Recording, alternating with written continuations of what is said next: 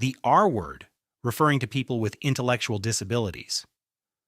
Mental retardation was introduced by the medical community in the early 1900s to replace older terms like idiot, imbecile, and moron, which themselves had been clinical categories before becoming insults. The word comes from the Latin retardare, meaning to slow or delay. For roughly 60 years, it was the standard medical diagnosis. By the 1960s and 70s, schoolyard use had turned it into a generic insult, meaning stupid. By the 1990s, it was so widely used as a put-down that disability advocates pushed to retire it entirely. The American Association on Intellectual and Developmental Disabilities officially dropped it in 2007, and the U.S. government followed with Rosa's Law in 2010, replacing it in federal statutes. The F word, the homophobic slur. The popular claim that the word refers to gay men being burned as kindling during witch trials is not supported by historians. There is no real evidence for it. The actual etymology traces to the Old French faggot, meaning a bundle of sticks, going back to the 1300s. By the late 1500s, it was used in English as an insult for women, particularly older women. In the early 1900s in American English, it shifted to refer to gay men, possibly carrying over the misogynistic sense, possibly through prison slang. By the mid-20th century, it had become the dominant slur for gay men in English, used to justify police raids on gay bars and the firing of suspected homosexuals from federal jobs during the Lavender Scare of the 1950s. Its taboo status today comes from being the verbal accompaniment to roughly a century of anti-gay violence and legal persecution, the C word, the anti-Chinese slur. The word appears to derive from Qing, the name of the Chinese dynasty that ruled from 1644 to 1912, filtered through English mispronunciation.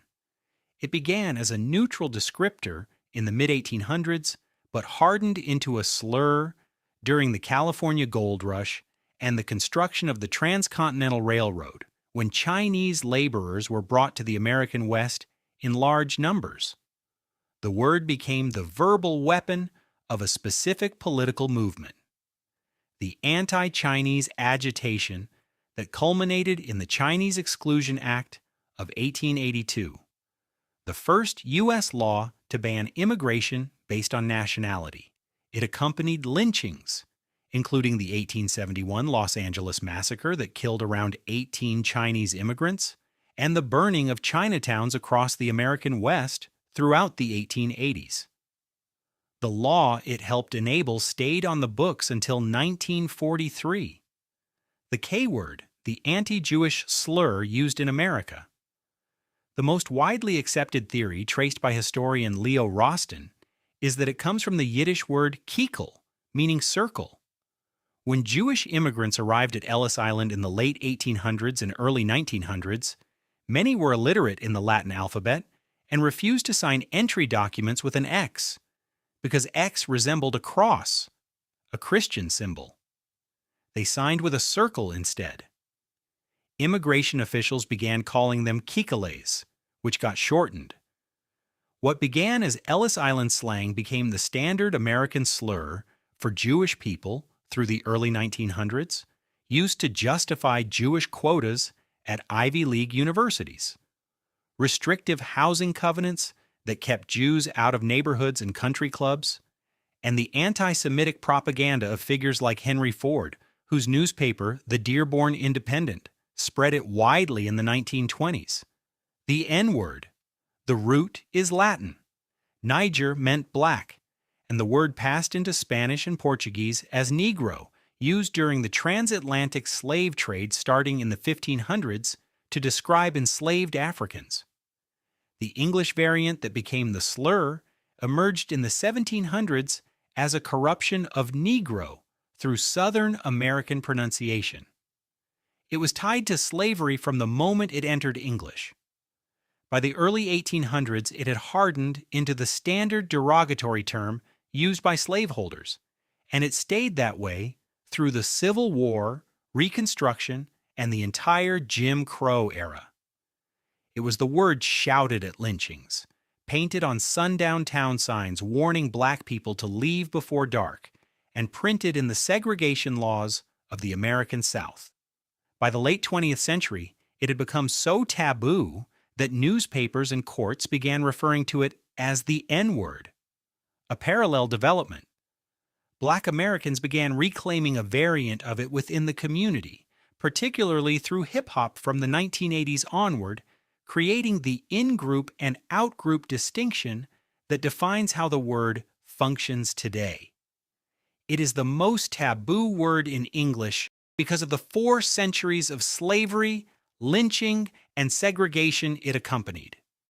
The G word, the anti-Romani slur. The word derives from Egyptian. When the Romani people migrated into Western Europe in the 1400s, Europeans incorrectly believed they had come from Egypt, and the term stuck across multiple languages. The actual origin of the Romani is northern India, established through linguistic analysis of the Romani language in the late 1700s. The word accompanied centuries of persecution.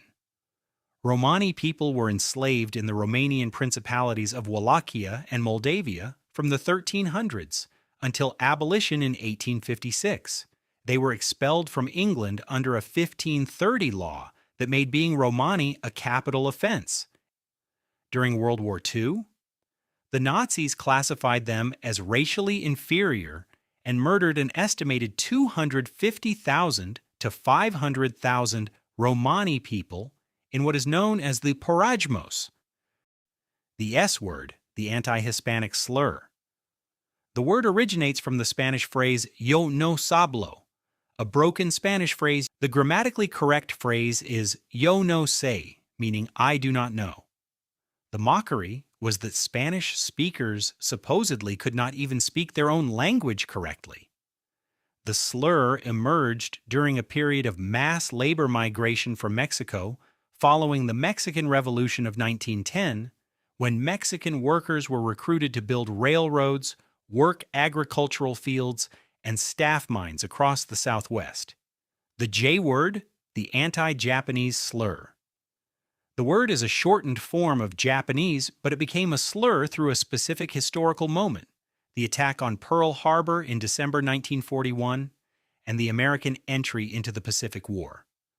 While the shortened form had existed earlier as a casual abbreviation, wartime propaganda transformed it into a dehumanizing slur deployed across newspapers, military materials, posters, and Hollywood films. The propaganda was extreme. Government posters depicted Japanese people as rats, monkeys, and vermin. Life magazine published guides claiming to help Americans visually distinguish Japanese people from Chinese allies. The word accompanied Executive Order 9066 in 1942, which forced approximately 120,000 Japanese Americans, 2/3 of whom were U.S. citizens, into internment camps for the duration of the war. They lost homes, businesses, and farms, and the United States did not formally apologize or pay reparations until the Civil Liberties Act of 1988. Unlike most slurs on this list, this one was officially promoted by the U.S. government as part of a sustained wartime propaganda campaign.